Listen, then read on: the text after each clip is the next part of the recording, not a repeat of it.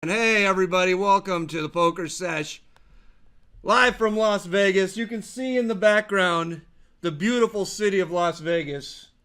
I did my best. I didn't think ahead. I should have got a strip view. But normally I don't care whether I have a strip view or not. I like the golf course view. So behind me is the golf course. You can't see it because it's fucking dark.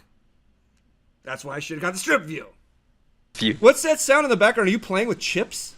Yeah. I can tell the fucking sound of a chip 10,000 miles away. It's like I hear one little thing, I'm like, that's a chip. And I can tell something else. It's not a classic Hat and Cane clay chip. It's one Nice. It's one of it's a graphic chip. It's one of the thinner ones where they print that's completely smooth and there's a graphic that goes over the entire front and back of the chip. Is that correct? No. Oh. It's a composite. Yeah, the ones that have the metal thing inside. Oh, yeah, but the outside of the chip is it's smooth. It's plastic. Yeah, it's smooth chip. Yeah. Yeah, okay. We're talking about the same thing. We're just two slightly different languages. I was speaking English and you were just speaking like you just don't understand. I'm kidding, obviously.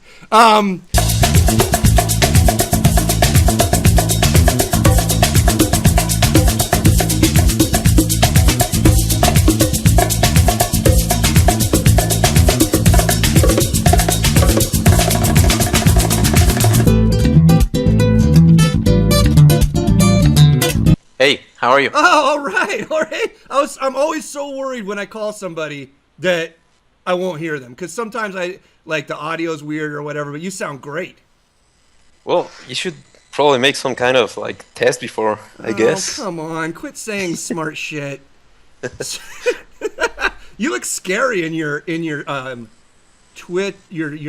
whatever it's called, what is this thing, Skype picture. Yeah, my PokerStars avatar is kind of like the same way. I don't know. They asked us to take a pictures, like a selfie, long time ago, and I don't know. That's just the face. You tried to look like a badass. My poker face, yeah, of course. Badass face. Yeah. It looks sort of badass. You have a lip ring. Yeah, I do. Well, that ruins the whole badass aspect. It's like this guy's so fucking scary. Wait, is that a lip ring? Okay, fuck that. Yeah, I'm thinking about getting rid of it. I mean, I'm 32. It's kind of I don't know, too old for it, I guess. Do you do the thing like when women have the thing and then you say to the woman like, "Yo, why do you have that?" And then they say, "Oh, it's better for oral sex." No, I never thought about it actually, but I don't think it makes a difference. No, it doesn't. It doesn't tickle anything down there on the ladies. I mean, I don't know. I mean, I'm assuming you're into ladies. I don't know. It requires a lot of lip to get that involved. Yeah, but you'd have to sort of get sideways. Yeah, and I've never tried it with a girl with a tongue ring. Right. I've never actually had that experience. Have you? Yeah, you know, I haven't, and looking over at my wife, I have. You know, I don't think it would make any difference because it's like. Okay, you got a piece of metal in your mouth. Does that mean that it would feel better if you gave me a blowjob with a mouthful of pennies? I just don't think so. What fucking difference does it make? It doesn't make any sense to me. Yeah, I don't think it feels good. Like this cold metal thing, I don't think so. No, I don't like it. So Mr. Jorge Limon, am I pronouncing that correct? Yeah. The reason, besides you being a professional poker player and all, one of the reasons that we're talking tonight is because over the years, people have sort of gotten us confused. Yeah. Like I'll see on a Twitter that comes to me that's for you. You'll see a Twitter that comes to you that's for me. And I said, well, fuck it, we should, get together, get the two greatest Limons. I'm Lyman, you're Limon, but get the two greatest Limons in the history of poker together on one show. Well, I mean, we might break the internet. Of course, I mean, we're probably the only. Well, it's not the very. Is it your last name or where you're Limon? It's just a nickname. It has nothing to do with my name at all. It's just a nickname.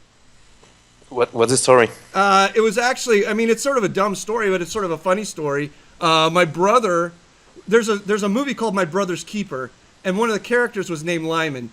And he was like a really weird guy, and he tried to sneak through little cracks and all this stuff. So then my brother went and opened an account at 2plus2 under the name Lyman. It wasn't me. It wasn't my nickname. But I took over the account because he sort of quit poker, didn't care. And I was like, just all the time messaging, doing things on 2+2. And so it just sort of stuck. People would meet me and they'd be like, oh, you're Lyman, you're Lyman, you're Lyman. And after like 10 years of that, basically it just became my nickname. That's it. Oh, I see. I always wonder how can an American got that name. It's really weird. The truth is it's spelt wrong because my brother's a dipshit. It's actually spelt Lyman. That's the way it's actually spelt.